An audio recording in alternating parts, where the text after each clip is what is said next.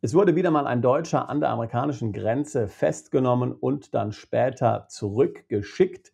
Diesmal ein YouTuber. In diesem Video wollen wir uns mit den Hintergründen befassen. Vielleicht hast du es gehört, in den Medien in den USA wurde wieder mal ein deutscher Tourist, der dort eingereist war mit ESTA, an der Grenze verhaftet, dann ein paar Tage in Auslieferungshaft gesperrt und dann hier zurück nach Deutschland geschickt. Die Panik bei den Medien ist groß. Die Panik ist groß bei jenen, die in die USA verreisen wollen. Die fragen sich nun, will ich da überhaupt noch einreisen? Besteht da ein Risiko, dass ich verhaftet werde an der Grenze, dass ich wieder zurückgehen muss, dass ich wieder zurückgeschickt werde, möglicherweise hier noch in Haft muss? Was macht diese Trump-Regierung? Was sind das für schlimme Finger, die hier diese unschuldigen Touristen hier verhaften lassen? Nun, beim näheren Hinschauen, wenn man sich diesen Fall genau anschaut, dann stellt man fest, dass es sich hier nicht nur um einen einfachen Touristen gehandelt hat, sondern um einen YouTuber, der in den USA hier Videos schießen wollte für seinen YouTube-Kanal und dann laut der US-Behörden hier kein entsprechendes Visum hatte und deswegen dann zurückgeschickt wurde. Lass uns das Ganze hier einmal aufdröseln. Mein Tipp: Ich wohne seit 2008 in den USA. Wir helfen seit 2008 Mandanten aus Deutschland, Österreich und der Schweiz, die in die USA umziehen wollen, dort ein Unternehmen etablieren wollen, hier investieren wollen oder auch ein bestehendes Unternehmen in die USA umziehen wollen, sich in den USA niederzulassen. Mein Tipp an alle, wenn es um US-Einwanderung geht, ist: Erstens, halte dich an die Gesetze.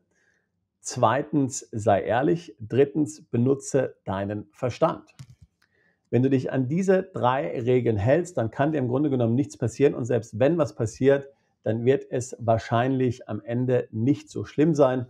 Aber wenn du gegen diese 3 Regeln verstößt, dann kann das Ganze hier ziemlich schnell dramatisch eskalieren. Ich kenne jetzt diesen Fall dieses YouTubers hier nicht. Also das heißt, ich kann jetzt auch nur spekulieren. Aber ich kenne andere Fälle von Mandanten, denen ist Ähnliches passiert. Und ich werde jetzt mal auf dieser Basis hier versuchen, das Ganze für dich etwas zu entschlüsseln. Also zunächst mal, wenn du YouTuber bist oder wenn du Podcaster bist, dann musst du definitiv ein Visum haben, wenn du in die USA einreist, um dort zum Beispiel Videos aufzunehmen oder auch Podcast-Folgen aufzunehmen. Du darfst das nicht ohne Visum machen. Es ist verboten, solche Tätigkeiten hier mit einem ESTA zu machen. Ja genau, selbst wenn du nicht in den USA dafür bezahlt wirst, selbst wenn du überhaupt nicht dafür bezahlt wirst, selbst wenn du das nur zu deiner eigenen Freude machst, du darfst solche Aktivitäten in den USA nicht durchführen, denn sie gelten als Arbeit. Du giltst als Medienrepräsentant, auch wenn du deinen eigenen YouTube-Kanal hast, deinen eigenen Podcast hast, und du musst dafür in Deutschland bei der Deutschen Botschaft oder Österreich und der Schweiz oder wo auch immer du bist, ein Visum beantragen. Das ist das sogenannte E-Visum oder auf Englisch I-Visa. Hier geht es um Foreign Media Professionals und genau, Podcaster und YouTuber brauchen es genauso. Jetzt schauen wir uns mal an, was passiert ist. Und wie gesagt, das ist jetzt reine Spekulation. Ich kenne den Fall nicht genau, aber ich kenne andere ähnliche Fälle. Also, ich gehe davon aus, dass der Betroffene hier ein ziemlich großes Kamerakit hatte, also einen großen Kamerarucksack. Und diesen Kamerarucksack nimmt er also vom Band hier am Flughafen und marschiert dann hier zum Grenzbeamten zur Immigration. Die Grenzbeamten sind genau auf solche Sachen geschult. Das heißt, sie sehen natürlich sofort, dass der hier diesen großen Kamerarucksack hat. Und dann fangen die mal an, ganz unschuldig zu fragen. So, was machst du denn hier in den USA? Ich gehe davon aus, dass er dann gleich den ersten Fehler gemacht hat. Er hat nämlich gelogen und gesagt, ich bin hier zum Urlaub. Das nicht stimmt, denn er ist ja da, um Videos aufzunehmen. Sagt der Grenzbeamte: Okay, zum Urlaub, interessant. Was ist denn da in deinem Rucksack drin? Dann sagt der Betroffene: Naja, das ist mein Kamerakit. Sagt der Grenzbeamte: Ist ja ein ziemlich großes Kamerakit. Was machst du denn beruflich? So, zu dem Zeitpunkt werden dann die meisten Betroffenen schon ziemlich nervös werden. Sie werden rot werden, sie fangen an zu schwitzen und da gehen dann natürlich bei dem Grenzbeamten alle roten Laternen an. Jetzt ist die Frage, was dieser YouTuber hier gesagt hat. Hat er gesagt, er ist Fotograf? Hat er gesagt, er ist Unternehmer, er ist Berater, weiß ich was? Das heißt, der Grenzbeamte wird jetzt dann hier mit der Antwort nicht zufrieden gewesen sein. Er führt denjenigen in einen Raum ab und fragt ihn erstmal nach seinem Handy. So, jetzt ist es natürlich kritisch, was man jetzt tut. Viele sind jetzt leider so dumm, dass sie dann das Handy nicht rausgeben. Was passiert dann? Dann kommst du in ein Detention Center, also ich will nicht sagen eine Art Gefängnis, aber so eine Art Auffanglager.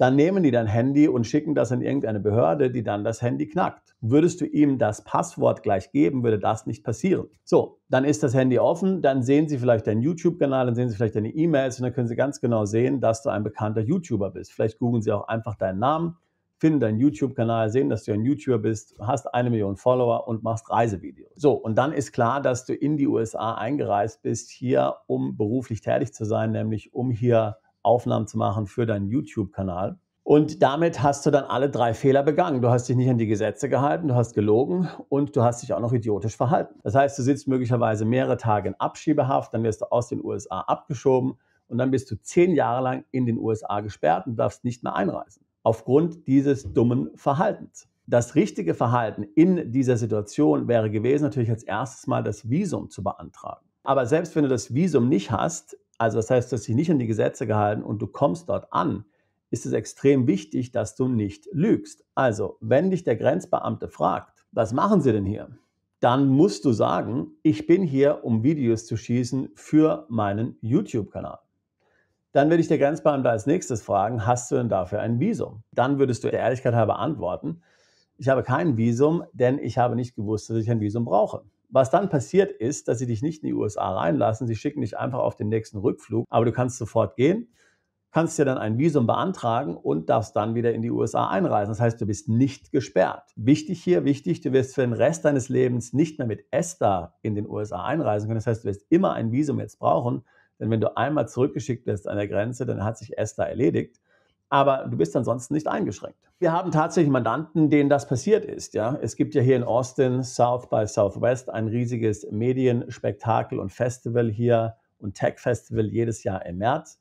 Da kommen extrem viele ausländische Journalisten an und extrem viele von denen leider ohne Visum. Das heißt, wie gesagt, die Beamten sind darauf trainiert, genau solche Leute hier zu prüfen, die hier große Kamerarucksäcke haben. Natürlich wissen unsere Mandanten, wie sie sich verhalten müssen, aber wir kennen Fälle eben von Leuten, die hatten dann kein entsprechendes Visum, aber die sind dann lediglich zurückgeschickt worden. Ich meine, mir ist schon klar, das ist extrem ärgerlich, dann sofort wieder zurückfliegen zu müssen, aber es hat dann wenigstens keine langfristigen rechtlichen Konsequenzen. Ja, du kannst ja nicht mit ESTA einreisen, kannst dann aber dir einfach bei der Botschaft das Visum besorgen und kannst du wieder einreisen. Du hast keine Sperre. Während in diesem Fall nun der Betroffene 10 Jahre wahrscheinlich gesperrt ist. Wie gesagt, ich kenne den Fall nicht, aber in anderen Fällen, wo man dann die Beamten anlügt, da kommt dann eben diese Sperre ins Spiel. Also, hier hat nicht etwa die Trump-Regierung die Regeln verschärft. Diese Regeln gab es schon immer. Die Fälle, von denen ich dir gerade eben berichtet habe, die haben sich unter Biden ereignet, nicht unter Trump.